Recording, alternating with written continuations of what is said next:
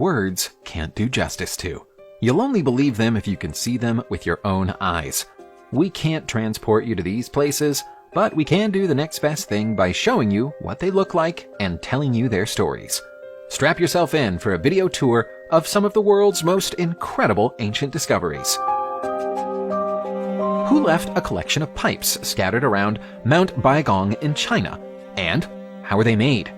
The enigmatic relics are distributed all over the ground at the foot of the mountain, some 20 miles to the south of Dalinga City. They'd be considered interesting artifacts no matter where they were, but what makes their placement here so odd is the fact that it's such an isolated area. There's no sign that there was ever a settlement in the area, nor any industrial processes that would necessitate the creation of these pipes. It's a dry, desolate area where there's no life or water, some 10,000 feet above sea level. Analysis of the pipes has confirmed that they're made up of 30% ferric oxide, with significant amounts of silicon dioxide and calcium dioxide in the mix. If we didn't know better, we'd say they were made in a factory, using advanced smelting methods. The combination of so much calcium oxide suggests an interaction between iron and sandstone over several centuries, which means the pipes must be very old. They're not a natural phenomenon, but their purpose and, indeed, their very presence are unexplained. Burial traditions have changed dramatically over the course of history and vary just as dramatically from place to place. In March 2021, a whole new type of burial arrangement was found by researchers in Poland. These megalithic tombs, uncovered in the village of Debiany, are more than 150 feet long. Aside from being notable for their size, they're also surprisingly elaborate. The longest walls of each tomb were reinforced with wooden palisades, while the eastern walls contained entrance doors taking visitors through to an atrium. Archaeologists believe that the atrium contained burial chapels. This implies that rather burying the dead and then leaving them, these tombs were designed so people could return and see their deceased loved ones as often as they wanted. There are no human remains at the site today, and experts believe that those who were laid to rest here were removed while the cemetery was still actively in use. That implies that these may have been temporary tombs where people laid to rest temporarily, before a more permanent burial elsewhere. Archaeological evidence at the site suggests the tombs were built during the 9th century, but might stand on top of a far older burial ground. We often think of megacities as being a modern invention, but that's not the case, or at least not in Ukraine anyway. Thanks to a 2019 study, we now know that the Trypillian culture, who lived in Ukraine some 6,000 years ago, built enormous settlements that contained thousands of individual buildings laid out thoughtfully with spaces for roads and thoroughfares. There might not have been any skyscrapers in them, but they would definitely have been considered megacities in comparison to the far smaller settlements around them.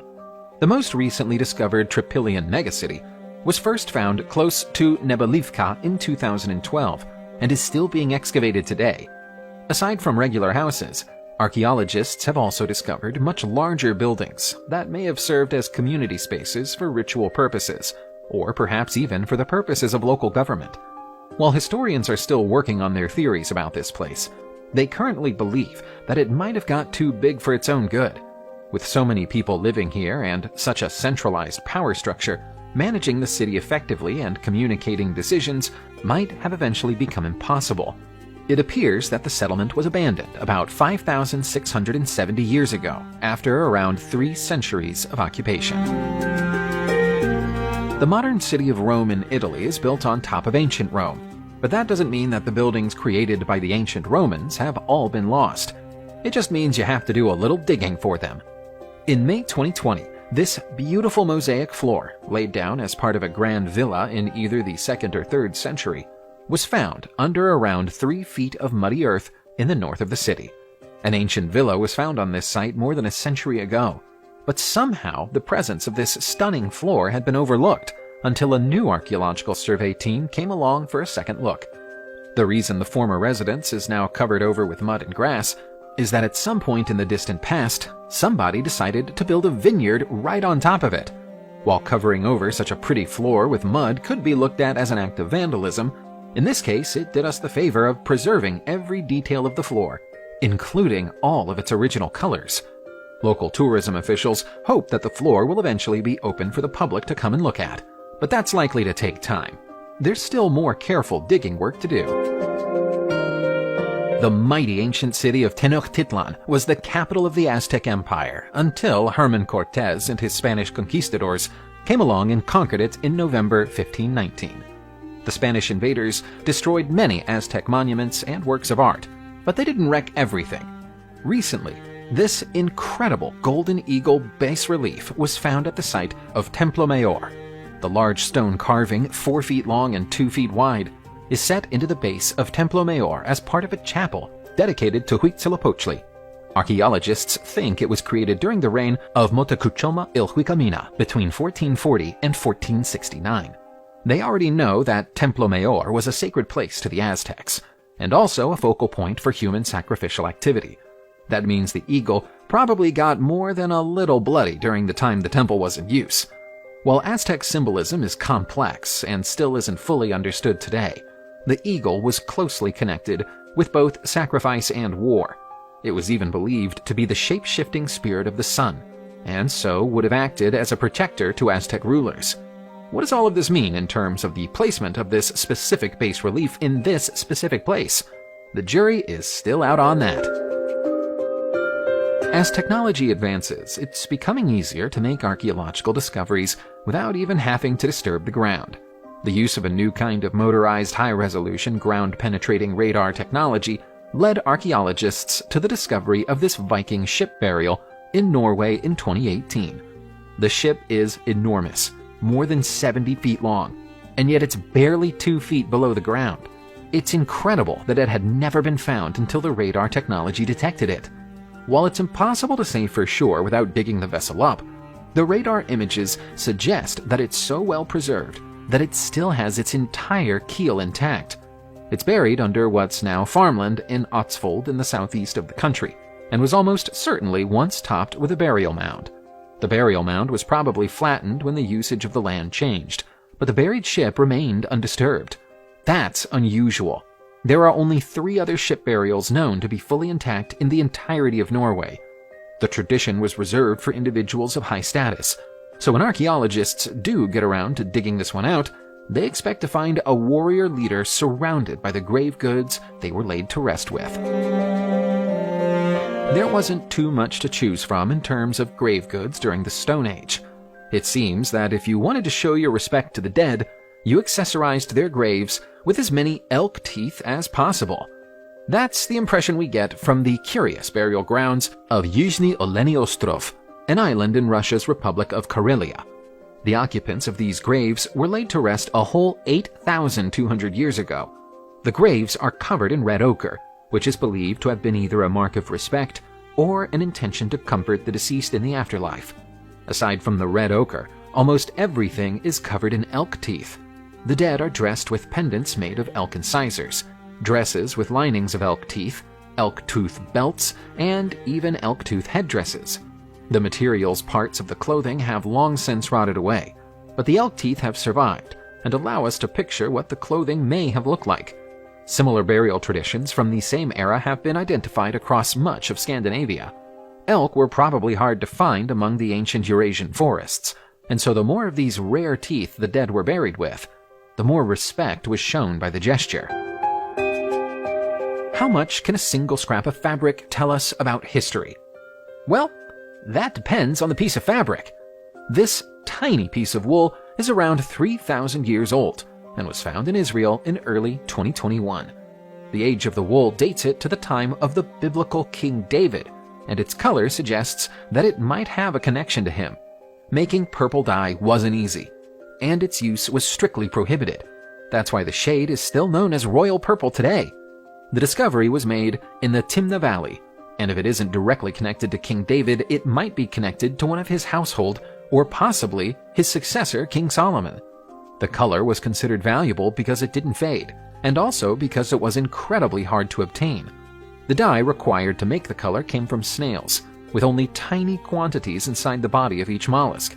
Because of this, a piece of royal purple fabric was likely to be worth more than gold. We'll never know for sure that this scrap of wool came from one of King David's fabulous robes, but it certainly came from someone important. What did people use as currency before coins and paper? That's an abstract question, and one that most people never give a lot of thought to. Archaeologists and historians have to consider that question, though, and they think they might know what went on in ancient Europe. According to a study published in January 2021, Europeans living 3,500 years ago used bronze rings, blades, and ribs when bartering and trading. Groups of bronze rings like this recent collection found in Czechia are all made to a standardized size, shape, and weight. If weighed by hand, which would have been the only option back then, there would be no way of telling them apart. Buried deposits of rings, axe blades, and ribs are found across Europe so often that archaeologists now believe that they're examples of people burying their wealth for safekeeping. While they would doubtless also have proved useful for their more obvious decorative or weaponized purposes, the fact that they have such similar weights means that they could have been used in standardized transactions. For example, an ancient European may have bartered for 1, 2, or 3 bronze rings worth of meat, grain, or clothing. Conventional archaeology has long said that primitive societies didn't have a commercial economy. Now it appears that conventional archaeology might be wrong.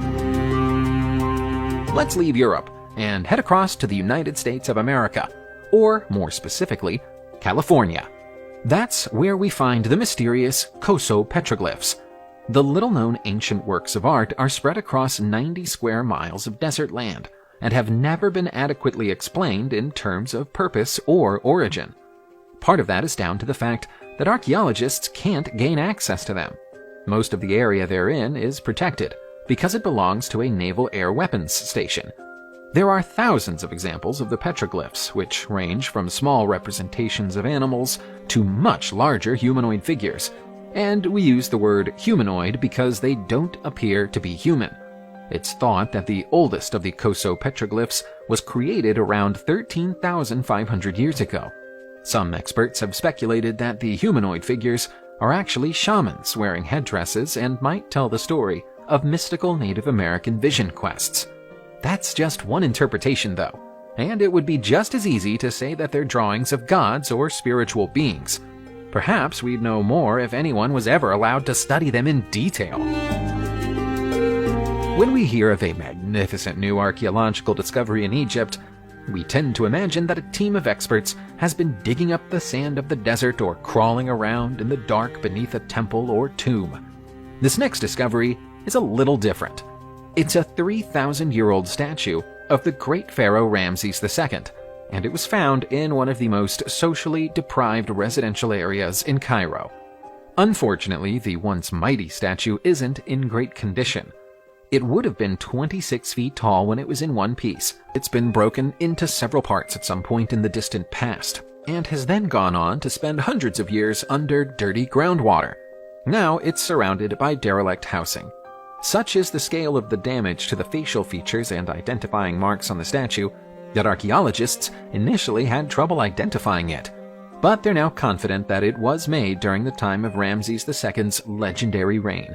The colossal quartzite statue is now being delicately repaired and will take pride of place in the entrance of the Grand Egyptian Museum once the work is done. In February 2021, Italian plumber Luciano Fagiano was called out to what he expected to be a standard job in Puglia, Italy. He'd been told there was a broken toilet in a restaurant, and he was the right man to fix it. He could never have imagined what happened next, and nor could Italian archaeologists.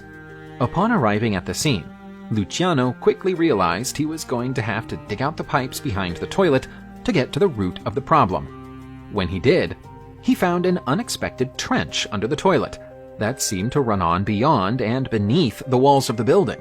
Luciano followed the trench along in an increasingly stunned state as he wandered into a previously unknown network of rooms and corridors. Inside those rooms were ancient frescoes and ceramics, and murals on the walls that might even be connected to the legends of the Knights Templar. Professional archaeologists were called to the scene and identified the presence of an old Franciscan chapel. The owners of the restaurant had no idea there was anything quite so significant beneath their property. but they now intend to cash in on it by offering guided tours. Subscribe to the channel, turn on the notification bell, and enjoy watching new videos on my channel.